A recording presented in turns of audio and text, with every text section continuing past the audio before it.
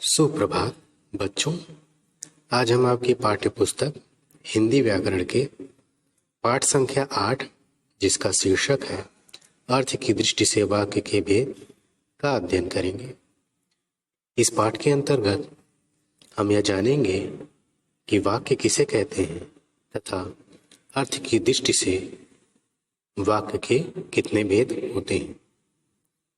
इससे पहले हम यह जान लें कि इस शीर्षक का हमारे जीवन में क्या महत्व है, हम इसे क्यों पढ़ें। पहला, इसका उपयोग हमारे जीवन में, जैसा कि आप जानते हैं कि यह आपके पाठ्यक्रम में है और इस पाठ से आपकी परीक्षाओं में प्रश्न पूछे जाएंगे जिनका सही उत्तर देने पर ही आपको परीक्षाओं में अच्छे अंक प्राप्त होंगे। दूसरा उपयोग इसका यह है कि यदि आप आगे चलकर प्रतियोगिता परीक्षाओं की तैयारी करना चाहते हैं तो इस विषय से संबंधित कई प्रश्न आपको परीक्षाओं में देखने को मिलेंगे।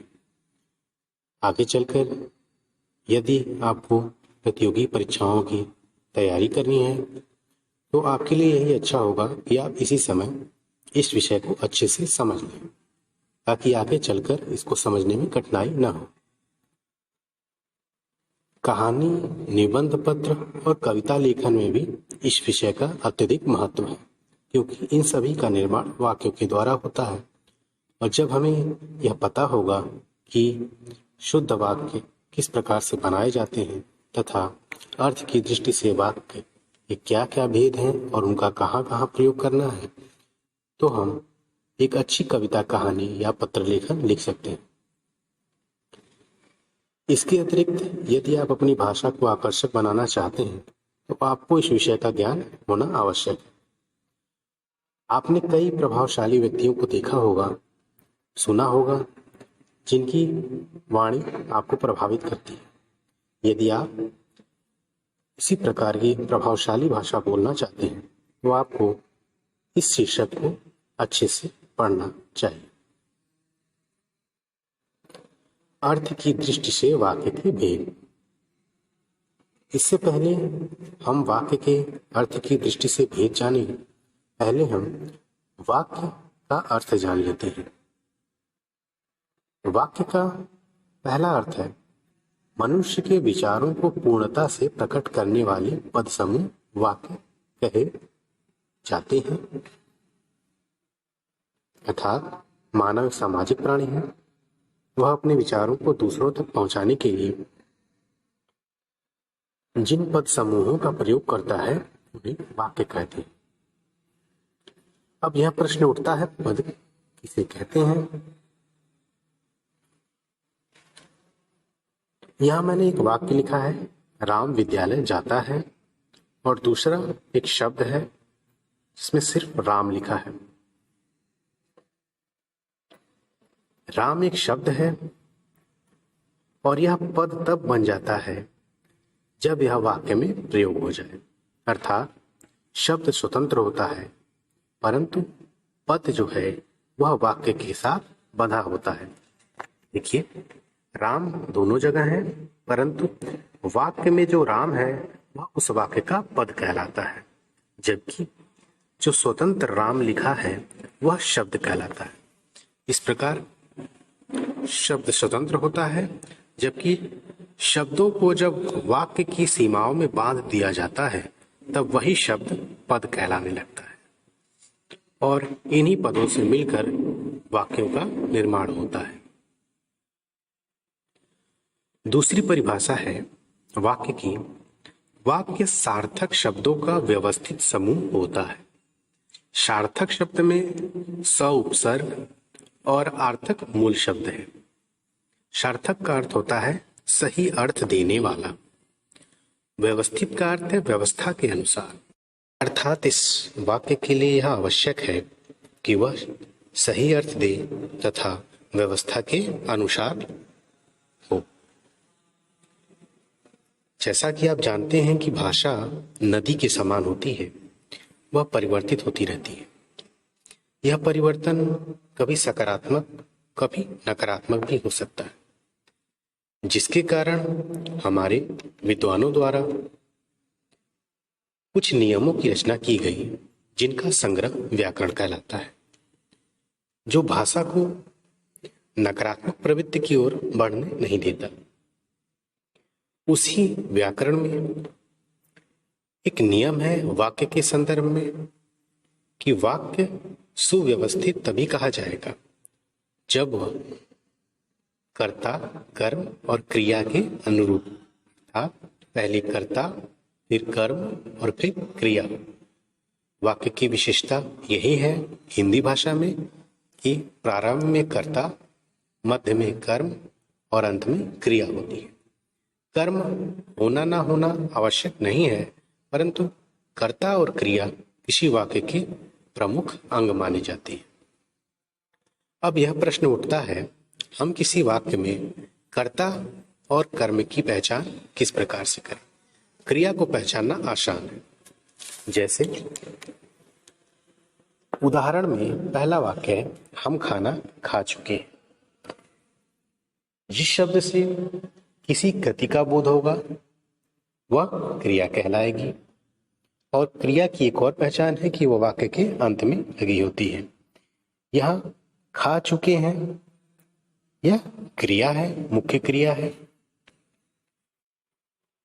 अब हमें कर्ता का जो पहचान करनी है तो हमें क्रिया से ही सवाल करने होंगे। क्रिया से पूछेंगे हम, क्रिया हमें बता देगी कि कर्ता कौन है। कर्ता की पहचान करने के लिए हमें क्रिया के पहले कौन शब्द लगाना है। जैसे यदि मैं कहूं कौन खा चुके हैं, तो इस वाक्य से उत्तर आएगा हम खा चुके हैं। इस प्रकार हम जो शब्द है वह वाक्य का कर्ता है। और यदि हमें कर्म का पता लगाना है तो हमें इन तीनों में से कोई एक प्रश्न पूछना चाहिए, जिस पर वाक्य में उत्तर आ जाए वह उस वाक्य का कर्म कहलाता है। अर्थात जैसे हम प्रश्न पूछे क्रिया में, क्रिया के पहले क्या लगाकर क्या खा चुके हैं। यदि हम प्रश्न पूछे क्या खा चुके हैं तो उत्तर आता है वाक्य से खाना खा चुके हैं। इस प्रकार खाना हमारा कर्म हुआ और अंत में क्रिया है, कर्ता, कर्म और क्रिया। इस प्रकार यह वाक्य शुद्ध है। दूसरे वाक्य में हमें कर्ता का पहचान करनी है तो पहले मुख्य क्रिया की पहचान कर लेनी होगी। मुख्य क्रिया पहले तो अंत में होती है, दूसरे उससे किसी गति का बोध होता है वाक्य में। तो यह खेल रहा है, मुख्य क्रिया है और इससे गति का बोध हो रहा है वाक्य में। तो इस मुख्य क्रिया के पहले हमें कौन शब्द लगाना है, कौन प्रश्नवाचक शब्द लगाना है, और इस प्रकार हमें कर्ता की प्राप्ति होगी। हम प्रश्न करते हैं क्रिया से कौन खेल रहा है, तो उत्तर में आता है मोहन खेल रहा है। इस प्रकार मोहन हमारा क्या हुआ, कर्ता हुआ। अब हमें कर्म का पता लगाना है तो हम क्या से प्रश्न पूछें, क्या खेल रहा है, तो इसमें से उत्तर नहीं मिलेगा। किसे खेल रहा है, इसमें भी उत्तर नहीं मिलेगा। किससे खेल रहा है, इसमें भी वाक्य में उत्तर नहीं मिलेगा। अर्थात इस वाक्य में कर्म नहीं है। जरूरी नहीं हर वाक्य में कर्म हो, परंतु इस वाक्य में कर्म नहीं है। अब यदि हम देखें, हमने नियम पढ़ा है कि पहले कर्ता होता है, फिर कर्म होता है, फिर क्रिया होता है। इस वाक्य में तो कर्ता मध्य में आ गया, इसलिए यह वाक्य गलत होगा। अंतिम वाक्य है मोहन आग से खेत सींचता है। अब इसमें हम कर्ता का पता लगाएं तो कौन प्रश्नवाचक शब्द से क्रिया के साथ लगा के प्रश्न पूछेंगे। कौन खेत सींचता है, मोहन खेत सींचता है, इसलिए मोहन उत्तर आ गया, तो यह हमारा कर्ता हुआ। अब क्रिया के आगे हम कर्म का पता लगाएंगे, क्या, किसे और किससे प्रश्न पूछ के। क्या खेत सींचता है, कोई उत्तर नहीं मिलेगा। किसे खेत सींचता है, कोई उत्तर नहीं मिलेगा। किससे खेत सींचता है, उत्तर मिलेगा कि आग से खेत सींचता है, अर्थात आग इस वाक्य का कर्म है और व्यवस्था के अनुसार भी है, अर्थात मोहन कर्ता, आग कर्म, फिर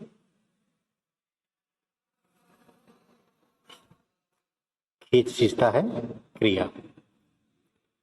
ये व्यवस्था के अनुरूप तो है, परंतु यह सही वाक्य नहीं होगा, क्योंकि हमने ऊपर परिभाषा में पढ़ा कि वाक्य व्यवस्था के अनुरूप भी हो और सार्थक अर्थ देने वाला हो। कोई आग से खेत कैसे सींच सकता है? अगर यहाँ लिखा होता मोहन पानी से खेत सींचता है, तब यह वाक्य शुद्ध होता, अर्थात यह अर्थ को स्पष्ट नहीं कर रहा, इसलिए यह वाक्य गलत हो। कहता वाक्य की रचना दो अंशों से मिलकर होती है, पहला उद्देश्य, दूसरा विधेय। वाक्य का वह अंश जिसके बारे में कुछ कहा जाता है उद्देश्य कहलाता है, और उद्देश्य के बारे में जो कुछ भी कहा जाता है उसे विधेय कहते हैं। आप जब भी कभी अपने घर परिवार के या कहीं बाहर बुजुर्ग व्यक्तियों से मिलते होंगे जो आपसे उम्र में बड़े हैं, तब वह आपसे एक ही प्रश्न पूछते हैं कि आपका उद्देश्य क्या है। यह प्रश्न आपसे इसलिए पूछा जाता है क्योंकि आप ही अपने जीवन में कर्ता हैं, आप अपने जीवन के कर्ता हैं, और इसीलिए यह प्रश्न आपसे पूछा जाता है। तो जिस प्रकार यह प्रश्न आपसे पूछा जाता है क्योंकि आप अपने जीवन में कर्ता हैं, उसी प्रकार वाक्य में उद्देश्य भी कर्ता के लिए ही प्रयुक्त होता है, और कर्ता के बारे में जो कुछ भी कहा जाता है उसे विधेय कहते हैं। उद्देश्य तथा विधेय की पहचान। पहला वाक्य है, बच्चे छत पर पतंग उड़ा रहे हैं। इस वाक्य में मैंने आपको बताया कि कर्ता कैसे पहचानते हैं। उड़ा रहे हैं क्रिया है, इससे प्रश्न पूछेंगे कौन उड़ा रहे हैं, बच्चे, कर्ता आपको प्राप्त हो जाएगा उत्तर के रूप में। इस प्रकार इस वाक्य में बच्चे उद्देश्य हुआ, और इसके बारे में जो कुछ भी बचा है, जो कुछ भी कहा जा रहा है, यह विधेय कहलाएगा। इसी प्रकार चोरी करने वाले तीनों लड़के बाजार में पकड़े गए। कौन पकड़े गए? तो उत्तर आएगा चोरी करने वाले तीनों लड़के। यहां से यहां तक पूरा उत्तर आएगा कि चोरी करने वाले तीनों लड़के, क्योंकि तीनों लड़कों की विशेषता भी इसमें दी गई है, इसलिए यह अपनी विशेषता लिए हुए पूरा उपवाक्य उद्देश्य कहलाएगा। और जो कुछ भी बचता है, जो कुछ भी कर्ता के बारे में कहा गया है, वह विधेय कहलाएगा। जैसे शर्मा जी के दोनों बेटे विदेश जा रहे हैं। कौन जा रहे हैं? शर्मा जी के दोनों बेटे। तो इस प्रकार यह कर्ता है, और कर्ता होने के कारण यह उद्देश्य कहलाएगा, और इसके बारे में जो कुछ भी बचा हुआ है वह विधेय कहलाएगा। अर्थ की दृष्टि से वाक्य का वर्गीकरण 8 भागों में किया गया है। अर्थ की दृष्टि से वाक्य का वर्गीकरण करने का यह लाभ है कि मान लीजिए यदि आप दुखी हैं और आप इस तरह से बोलते हैं कि वाह आज मैं बहुत दुखी हूँ, तो क्या सामने वाला यह जान पाएगा कि आप दुखी हैं? वह तो यही सोचेगा कि यह व्यक्ति दुखी नहीं है और यह मेरे साथ मजाक कर रहा है। तो किस परिस्थिति में किस वाक्य का प्रयोग करना चाहिए ताकि सामने वाला जिस व्यक्ति तक हम उस बात को पहुंचा रहे हैं उस तक भी हमारी बात उसी प्रकार से पहुंच सके। यदि आप दुखी हैं और अपनी बातों को सही वाक्यों के प्रयोग के द्वारा किसी व्यक्ति तक पहुंचाने में असमर्थ हैं, तो यह एक अत्यंत विकट समस्या है। इसीलिए आपको यह जानना चाहिए कि किस वाक्य का प्रयोग किस परिस्थिति में किया जाता है, और इसी के आधार पर वाक्य को 8 भागों में बांटा गया है। विधिवाचक, निषेधवाचक, आज्ञावाचक, प्रश्नवाचक, विस्मयवाचक, संदेहवाचक, इच्छावाचक, संकेतवाचक। पहला है विधिवाचक वाक्य, जिसे अंग्रेजी भाषा में अफर्मेटिव सेंटेंस कहते हैं। यह वाक्य कहता है जिससे किसी बात का होने का बोध हो, अर्थात जिस वाक्य से किसी कार्य के पूर्ण होने का बोध हो वह विधिवाचक वाक्य कहलाता है। जैसे हम खा चुके, मैं खाना खा चुका तब वह आया, मैंने खाना खाया और मेरी भूख मिट गई।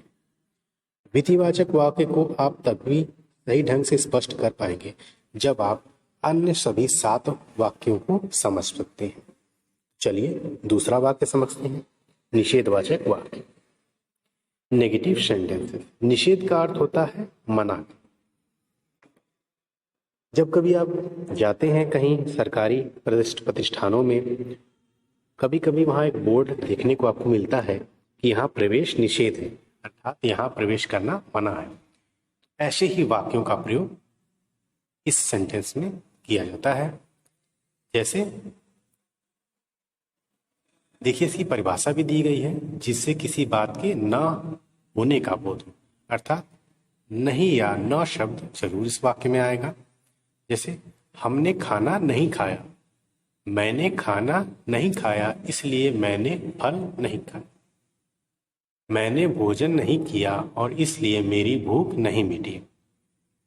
तो इस प्रकार के वाक्य निषेधवाचक वाक्य या नेगेटिव सेंटेंस कहलाते हैं। आज्ञावाचक वाक्य, इंपेरेटिव सेंटेंस, जिससे किसी तरह की आज्ञा का बोध हो।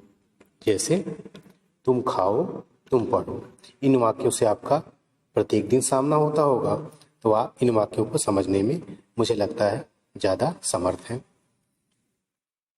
जिस वाक्य के द्वारा आपको आदेश दिए जाए वह वाक्य आज्ञावाचक कहलाते हैं। प्रश्नवाचक वाक्य, जिससे किसी प्रकार के प्रश्न किए जाने का बोध हो। जैसे क्या तुम खा रहे हो, तुम्हारे नाम क्या है। प्रश्नवाचक वाक्य की यह पहचान है कि इसमें प्रश्नसूचक शब्द लगा होगा तथा अंत में प्रश्नसूचक चिन्ह का भी प्रयोग किया गया होगा, और इसमें इस वाक्य में किसी न किसी प्रकार से आपसे प्रश्न किया जा रहा होगा। विस्मयवाचक वाक्य, एक्सक्लेमेटरी सेंटेंस, ऐसे वाक्य जिससे आश्चर्य, दुख या सुख का बोध हो वह विस्मयवाचक वाक्य कहलाते हैं। इस वाक्यों में आपको आश्चर्य होगा, दुख होगा और सुख होगा, और तीनों ही का बोध होगा। यह वाक्य विस्मयवाचक वाक्य कहलाएंगे। जैसे वो मेरा सिर फटा जा रहा है, वाह आज मैं बहुत प्रसन्न हूं। इस प्रकार के शब्दों को विस्मयवाचक शब्द वाक्य कहते हैं। इसकी पहचान यह है कि इसमें एक्सक्लेमेटरी सेंटेंस या विस्मय बोधक चिन्ह भी प्रयोग किया जाता है। छठवां है संदेहवाचक वाक्य। संदेह का अर्थ है किसी पर शक करना, जिससे किसी बात का संदेह प्रकट हो। जैसे उसने खाना खा लिया होगा, मैंने कहा होगा। जैसे वाक्य इस प्रकार के आएंगे कि उनकी पूर्णता का बोध संदेह होगा कि वह पूर्ण हुआ या नहीं हुआ। जैसे विद्यालय में शिक्षक यही सोच रहे हैं कि आप घर पे अच्छे से पढ़ाई कर रहे होंगे, परंतु आप कर रहे हैं या नहीं कर रहे हैं यह स्पष्ट नहीं है, परंतु विद्यालय में शिक्षक यही सोच रहा है कि आप घर पर पढ़ाई कर रहे होंगे। तो इस प्रकार के वाक्य जो संदेह के घेरे में हो वह संदेहवाचक वाक्य कहलाते हैं। इच्छावाचक वाक्य, ऐसे वाक्य जिनसे इच्छा या शुभ कामना का बोध हो वह इच्छावाचक वाक्य कहलाते हैं। जैसे तुम अपने कार्य में सफल हो, यह एक शुभ कामनाएं है जो आप अपने बड़ों से हमेशा प्राप्त करते हैं। या ऐसा वाक्य हो कि काश आज वर्षा हो जाती। इस प्रकार के वाक्य इच्छावाचक वाक्य कहलाते हैं। संकेतवाचक वाक्य, जहां एक वाक्य दूसरे की संभावना पर निर्भर होता है वह संकेतवाचक वाक्य कहलाता है। इस वाक्य को आपको ध्यान से समझना चाहिए। यहाँ दो वाक्य होंगे और एक वाक्य दूसरे पर निर्भर होगा। जैसे पानी न बरसता तो धान सूख जाता।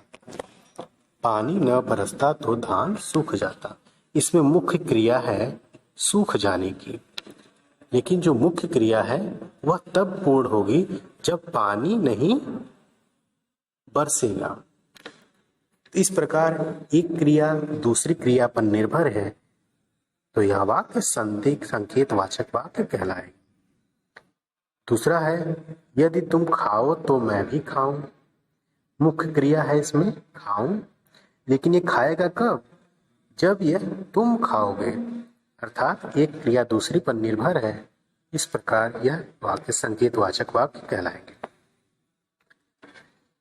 इतना पढ़ लेने के बाद यदि आप इस पर अभ्यास नहीं करते हैं तो आपको यह भूल जाएगा। आप प्रयास करिए, आपके घर में कोई पत्रिका आती हो या अखबार आता हो, उसका एक पैराग्राफ लीजिए और उसमें आप कर्ता, कर्म और क्रिया की पहचान करिए और साथ ही साथ यह देखिए कि कौन सा वाक्य शुद्ध है, कौन सा वाक्य अशुद्ध है। जरूरी नहीं प्रत्येक वाक्य शुद्ध हो, जो अशुद्ध वाक्य हैं उनको शुद्ध करने की प्रयास कीजिए और अर्थ की दृष्टि से जो वाक्य के भेद हैं उनकी भी उन वाक्यों में पहचान करिए।